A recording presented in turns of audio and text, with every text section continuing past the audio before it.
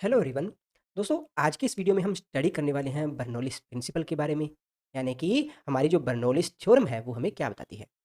उसके बाद में हम देखेंगे हमारी जो बर्नौलीज़ थ्योरम है उसके क्या-क्या यूजेस हैं, जिसके अंदर हम देखेंगे हमारा जो वेंचुरीमीटर है वो हमें क्या बताता है, हमारा जो स्पीड ऑफ इफ्लक्स है वो क्या रहती है। इसके अलावा हम देखेंगे कि हमारा कोई भी ऑब्जेक्ट है उसकी ऊपर वाली सरफेस और नीचे वाली सरफेस पर जो प्रेशर डिफरेंस है, उस डिफरेंस की वजह से हमारा जो ऑब्जेक्ट है वो ऊपर की तरफ क्यों उठने लगता है। इसके अलावा दोस्तों, आपने देखा होगा जब भी किन्हीं दो बलून के बीच में हम एकदम से हवा छोड़ते हैं तो उन दोनों बलून के बीच में हमारा जो एयर का प्रेशर है वो कम हो जाता है और जो बलून है, बलून के लेफ्ट साइड और राइट साइड के अंदर हमारा जो एयर प्रेशर है वो ज़्यादा होता है। उसकी वजह से क्या होते हैं, हमारे दोनों बलून है वो एक दूसरे के नज़दीक आ जाते हैं।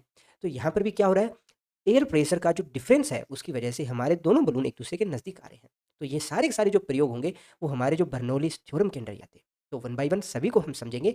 सबसे पहले हम देखेंगे हमारी जो बर्नौलीज़ थ्योरम है वो क्या है। दोस्तों, मान लेते हैं हमारा कोई एक लिक्विड है जिसकी मास डेंसिटी है रो है। हमारा जो लिक्विड है वो किसी पॉइंट 1 से पॉइंट 2 तक फ्लो कर रहा है। तो इस फ्लो के दौरान हमारी जो मास डेंसिटी है इस लिक्विड की वो चेंज नहीं होती है। यानी कि हमारा जो लिक्विड है उसको कंप्रेस नहीं किया जा सकता। हमारा जो लिक्विड है वो असंपीड्य है। ठीक है? तो दोस्तों, मान लेते हैं पॉइंट 1 के ऊपर हमारा जो अनुप्रस्थ काट का जो ये क्षेत्रफल है वो कितना है, A1 है। और इस पॉइंट पर हमारा जो लिक्विड है उसकी वेलोसिटी है V1। इसी प्रकार से हमारा जो पॉइंट 2 है उसके ऊपर अनुप्रस्थ काट का जो क्षेत्रफल है वो है A2 और यहाँ पर हमारा जो लिक्विड है उसकी वेलोसिटी है V2। अब देखिए दोस्तों, हमारा जो लिक्विड है वो है नॉन कंप्रेसिबल। यानी कि किसी टी समय के अंदर जितना लिक्विड ट्यूब के इस हिस्से से अंदर इंटर करेगा उतना ही लिक्विड टी समय के अंदर दूसरे हिस्से से बाहर आएगा। परंतु हम कैसे बताएं कि कितना लिक्विड इस ट्यूब के अंदर इंटर किया है और कितना इसमें से बाहर निकला है। तो इसको हम एक एग्जांपल लेकर समझने का प्रयास करते हैं। तो मान लेते हैं हमारे पास में कोई एक ट्यूब है जिसका अनुप्रस्थ काट का क्षेत्रफल है वो हमें दे रखा है A1। ठीक है? किसी समय t इक्वल्स टू 0 पर हमारा जो लिक्विड है वो यहाँ पर मौजूद है और हमारा जो लिक्विड है वो बहने के लिए बिल्कुल तैयार है और इस पॉइंट पर इसकी वेलोसिटी कितनी है, V1 है। तो किसी t समय के अंदर हमारा जो लिक्विड है वो बहकर यहाँ से यहाँ तक आ जाता है। कहाँ तक? यहाँ तक आ जाता है। यहाँ तक आ जाता है। कितने समय में? किसी t समय में।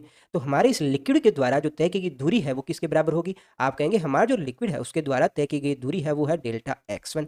तो हम जानते हैं जो वेलोसिटी है वो किसके बराबर होती है? आप कहेंगे वेलोसिटी है वो बराबर होती है दूरी बटा समय, यानी कि डेल्टा x1 अपॉन t के बराबर होगी। और ये किसके बराबर है? अपनी वेलोसिटी v1 के बराबर है। तो यहाँ से हमारे पास में डेल्टा x1 की वैल्यू क्या आ जाएगी? आप कहेंगे v1 t के बराबर आ जाएगी। इसी प्रकार से हम देखें हमारा जो एग्जिट होने वाला लिक्विड है वो कितना होगा? तो आप कहेंगे कि हमारा जो अनुप्रस्थ काट का क्षेत्रफल है वो किसी समय यहाँ पर मान लेते हैं A2 और किसी t इक्वल्स टू 0 पर हमारा जितना भी लिक्विड है वो यहाँ पर मौजूद था और इस लिक्विड की वेलोसिटी कितनी है? V2 है। और t समय के अंदर हमारा जो लिक्विड है वो बहकर इस ट्यूब से बाहर हो जा रहा है। तो ये हमारा जो लिक्विड है उसके द्वारा जो तय की गई दूरी है वो किसके बराबर होगी? आप कहेंगे t समय के अंदर हमारा जो लिक्विड है उसके द्वारा जो तय की गई दूरी है वो है डेल्टा x2। ठीक है? तो आप क्या कहोगे कि V2 है वो किसके बराबर होगा? डेल्टा x2 अपॉन किसके बराबर होगा? t के बराबर। क्योंकि t समय के अंदर जितना लिक्विड अंदर इंटर कर रहा है उतना ही लिक्विड हमारा यहाँ से एग्जिट कर रहा है। तो आप क्या कहोगे कि डेल्टा x2 है वो किसके बराबर हो गया? अपना V2 t के बराबर हो गया। यहाँ तक कोई डाउट नहीं है। अब जितना लिक्विड हमारा इंटर कर रहा है यहाँ पर, उस लिक्विड का जो वॉल्यूम है, यहाँ से जितना लिक्विड यहाँ से जो एग्जिट कर रहा है उस लिक्विड के बराबर होना चाहिए ना। तो यहाँ पर इसका जो वॉल्यूम है वो किसके बराबर होगा? तो आप कहेंगे कि भई यहाँ पर जो अनुप्रस्थ काट का क्षेत्रफल कितना है? आप कहेंगे A1 है। और यहाँ पर ये जो लंबाई है, क्योंकि वॉल्यूम के अंदर क्या चाहिए आपको? अनुप्रस्थ काट का क्षेत्रफल और हाइट। तो यहाँ पर ये लंबाई किसकी है? आप कहोगे डेल्टा x1 है। ये किसके बराबर होगा? आप कहोगे जब एग्जिट कर रहा है तो अनुप्रस्थ काट का क्षेत्रफल कितना है? A2 और साथ में क्या आ जाएगा अपना डेल्टा x2। ठीक है ना? तो यहाँ से डेल्टा x1 और डेल्टा x2 की अगर वैल्यू हम यहाँ ऊपर रख दें तो अपने पास में क्या आएगा?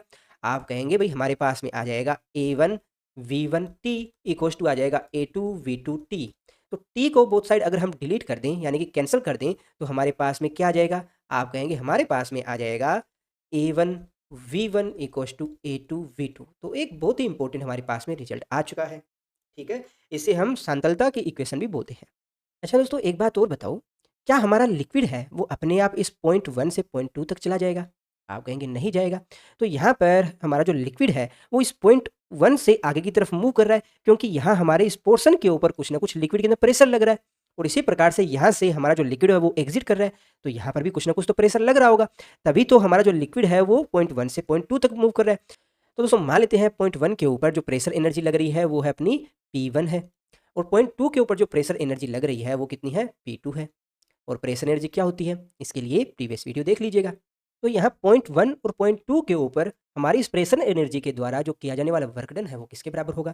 तो मान लेते हैं पॉइंट 1 है, उसके ऊपर इस P1 प्रेशर है, उसकी वजह से कितना वर्क है, मान लेते हैं W1 है, और इसकी वैल्यू किसके बराबर होगी, P1 डेल्टा V के बराबर। यहाँ डेल्टा V क्या है, वॉल्यूम को रिप्रेजेंट कर रहा है। इसी प्रकार से पॉइंट 2 के ऊपर जो वर्क डन है वो किसके बराबर होगा, P2 डेल्टा V के बराबर होगी। और डेल्टा V की वैल्यू क्या होगी, तो आप कहेंगे P1 और यहाँ पर आ जाएगा अपना डेल्टा x1 और साथ में आएगा अपना A1।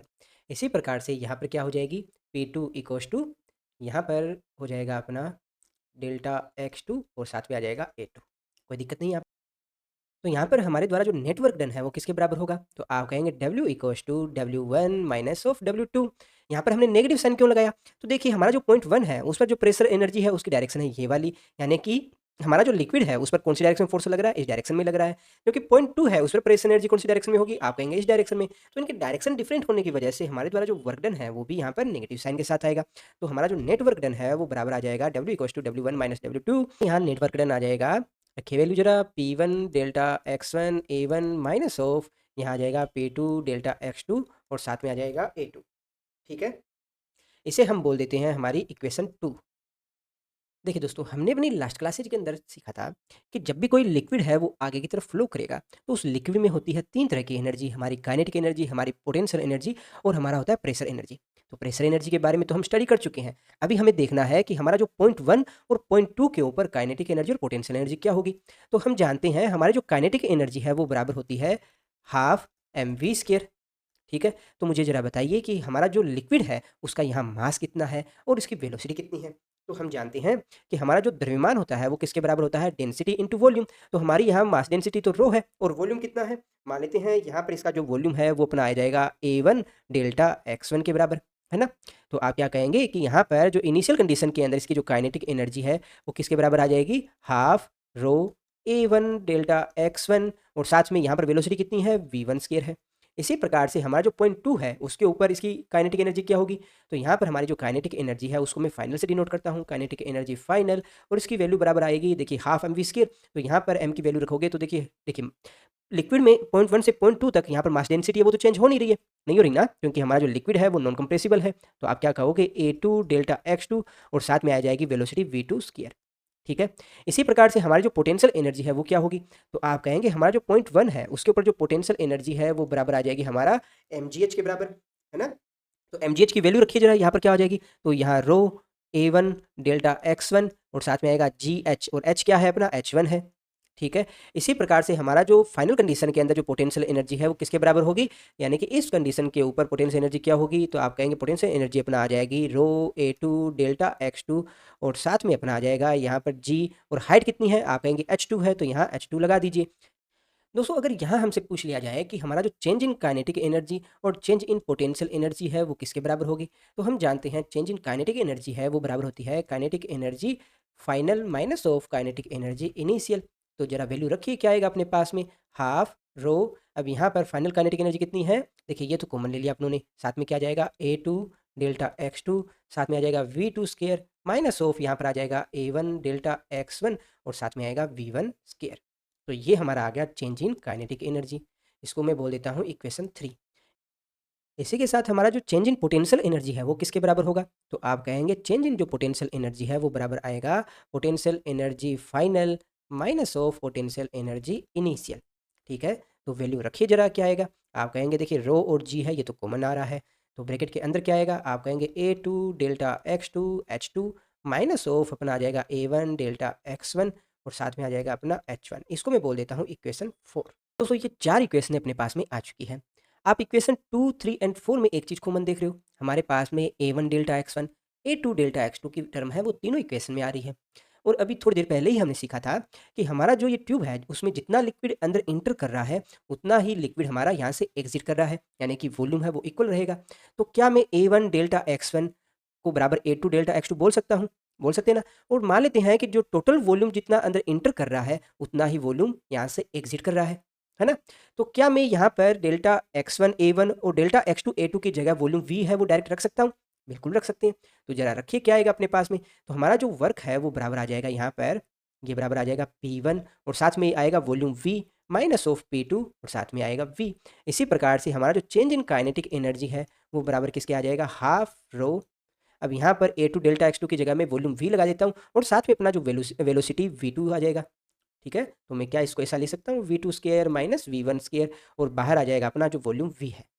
ठीक है, इसी प्रकार से हमारा जो चेंज इन पोटेंशियल एनर्जी है, क्या मैं इसको ऐसा लिख सकता हूँ, रो जी और साथ में अपना A2 डेल्टा X2 और A1 डेल्टा X1 है, इसकी जगह में वॉल्यूम लगा देता हूँ। तो आप कहेंगे वॉल्यूम V है वो तो बाहर आ जाएगा और ब्रैकेट के अंदर क्या आ जाएगा, H2 माइनस H1। ठीक है, यहाँ तक किसी को डाउट नहीं होगा। दोस्तों हमने अपनी प्रीवियस क्लासेज के अंदर वर्क एनर्जी थ्योरम है वो पढ़ी है। हमने वहाँ देखा है कि हमारे द्वारा जो किया जाने वाला जो वर्क डन है वो किसके बराबर होता है, हमारी जो change in kinetic energy plus change in potential energy के बराबर होता है ना। अगर आपने ये थ्योरम नहीं पढ़ी है तो अपना जो वर्क एनर्जी पावर वाला चैप्टर है उसमें ये थ्योरम जरूर पढ़िएगा। ठीक है, तो क्या हम इक्वेशन 2, 3 एंड 4 को यहाँ वर्क एनर्जी थ्योरम में लगा सकते हैं? आप कहेंगे बिल्कुल रखा जा सकता है। तो रखिए वैल्यू P1 माइनस P2 और साथ में आ जाएगा वॉल्यूम V इक्वल टू क्या आ जाएगा, half rho V2 square minus V1 square. यहाँ पर ये स्क्वायर है वो ब्रैकेट के अंदर है। ठीक है, और ब्रैकेट के बाहर क्या आ जाएगा, वॉल्यूम V आ जाएगा प्लस यहाँ पर पोटेंशियल एनर्जी वाली टर्म वो रखिएगा, रो जी वी और साथ में क्या आ जाएगा, H2 माइनस H1। तो एक चीज़ देख रहे हैं, दोनों साइड हमारा जो वॉल्यूम है वो कॉमन आके कट रहा है, तो अपने पास में क्या आ जाएगा, P1 minus P2 equals to क्या आ जाएगा, हाफ रो यहाँ पर आ जाएगा V2 square minus V1 square. ठीक है, साथ में अपना आ जाएगा रो जी, यहाँ पर आ जाएगा H2 minus H1, H2 minus H1। क्या इसको हम सिंप्लीफाई करके कुछ ऐसा और लिख सकते हैं? जरा देखिए, हमारा जो P1 है plus half rho V1 square plus rho g H1 equals to बराबर आ जाएगा P2 plus half rho V2 square plus rho g H2। तो यहाँ से हमारे पास में एक बहुत इंपॉर्टेंट थ्योरम आ गई है। इसी थ्योरम को हम बोलते हैं बर्नौलिस थ्योरम। अब ये थ्योरम हमें बताती क्या है वो भी हम समझ लेते हैं। तो दोस्तों हमारा लिक्विड है वो मान लेते हैं किसी 1 पॉइंट से 2 पॉइंट तक फ्लो कर रहा है। ठीक है, तो पॉइंट 1 पर हमारा जो लिक्विड है उसकी जो वेलोसिटी मान लेते हैं V1 है और यहाँ का जो अनुप्रस्थ काट का क्षेत्रफल है वो है A1। ठीक है, तो पॉइंट 1 पर हमारा जो लिक्विड है उसकी काइनेटिक एनर्जी, उसकी पोटेंशियल एनर्जी, इसकी जो प्रेशर एनर्जी ये तीनों बराबर होगी हमारा जो पॉइंट 2 है उस पर उसकी काइनेटिक एनर्जी, उसकी पोटेंशियल एनर्जी और उसकी प्रेशर एनर्जी के बराबर होगी। तो अगर दोस्तों हमारा लिक्विड है वो किसी भी पॉइंट से किसी दूसरे पॉइंट तक जा रहा है, किसी ट्यूब के अंदर, किसी ऑब्जेक्ट के अंदर, तो उस ऑब्जेक्ट के हर एक पॉइंट के ऊपर उसकी काइनेटिक एनर्जी, उसकी पोटेंशियल एनर्जी और उसकी प्रेशर एनर्जी सब जगह बराबर रहेगी, कांस्टेंट रहेगी। तो ये एक बहुत इंपॉर्टेंट रिजल्ट है। अब इसके यूजेस क्या है वो हम नेक्स्ट वीडियो में डिटेल में समझेंगे। आज की वीडियो में किसी भी तरह का आपका डाउट हो आप कमेंट बॉक्स में पूछ सकते हो। वीडियो में लास्ट तक बने रहने के लिए आप सबका धन्यवाद। Thank you.